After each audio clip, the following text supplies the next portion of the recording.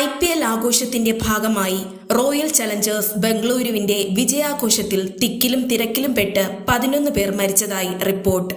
ഇതിൽ 6 വയസ്സുള്ള ഒരു കുഞ്ഞും മരിച്ചതായി റിപ്പോർട്ടുണ്ട്. നിരവധി പേർക്കാണ് പരിക്കേറ്റത്. പരിക്കേറ്റവരിൽ ചിലരുടെ നില അതീവ ഗുരുതരമാണ്. ആരാധകരുടെ തിരക്ക് കണക്കിലെടുത്ത് ടീമിന്റെ തുറന്ന വാഹനത്തിലെ റോഡ് ഷോയ്ക്ക് പോലീസ് അനുമതി നിഷേധിച്ചിരുന്നു. അപകട സാധ്യത ഏറെ ഉണ്ടായിരുന്നതിനാലാണ് പോലീസ് അവസാന നിമിഷം അനുമതി നിഷേധിച്ചത്. 11 വർഷത്തെ കാത്തിരിപ്പിന് ശേഷമാണ് ബംഗളൂരു കന്നിക്കിരീടം സ്വന്തമാക്കിയത്.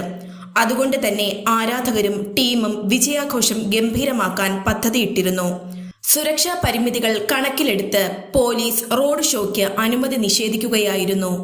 വലിയ രീതിയിലുള്ള തിരക്കുണ്ടായിരുന്നതിനാൽ ഉച്ചയ്ക്ക് 3 മണി മുതൽ വിധാൻ സൗദയ്ക്കും ചിന്നസ്വാമി സ്റ്റേഡിയത്തിനും സമീപമുള്ള റോഡുകളിൽ ഗതാഗത നിയന്ത്രണം ഏർപ്പെടുത്തിയിരുന്നതായി പോലീസ് അറിയിച്ചിരുന്നു. ഈ സ്റ്റേഡിയത്തിൽ 6 മണി മുതൽ 9 മണി വരെ നീളുന്ന പരിപാടികളാണ് ടീം സംഘടിപ്പിച്ചിരുന്നത്. കൂടുതൽ വാർത്തകൾക്കായി ചാനൽ സബ്സ്ക്രൈബ് ചെയ്യുക.